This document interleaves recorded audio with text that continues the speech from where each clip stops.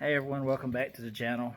Today we're going to be doing a gear vendor's overdrive on a powerglide transmission. There's not really a whole lot of videos out there on this setup, so I'm going to show you what we got to work with. So I'll go over what comes in the kit.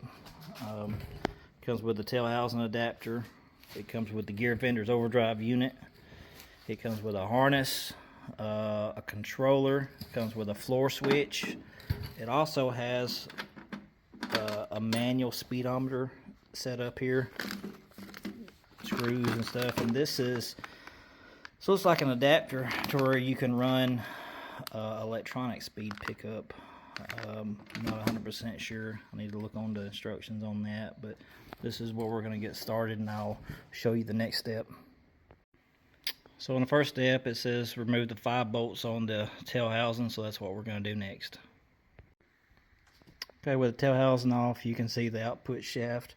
You will lose a little bit of fluid right here, so just be careful. Be prepared for a mess. So I'm running an aftermarket case on my setup, so I've got an O-ring. Just be careful to remove the O-ring. Don't tear it, and just lubricate it when you put it back on.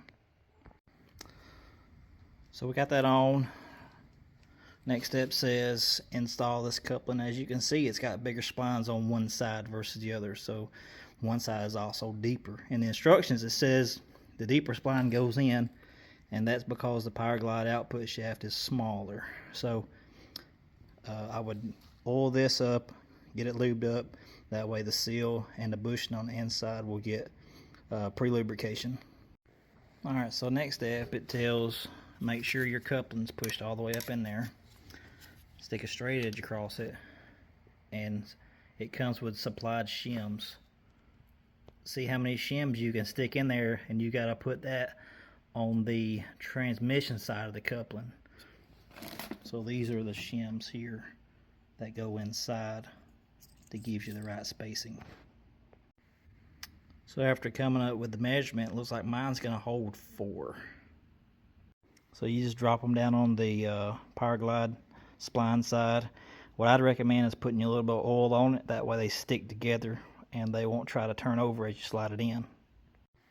So by the instructions, they want you to measure with the gasket installed. They want up to 15 thousandths clearance, so we're right at 15 thousandths, and measuring those shims, they're about 25 thousandths each, so we use a total of 4. Okay, so we have the gear vendor's drive unit installed, and just done a quick overall measurement.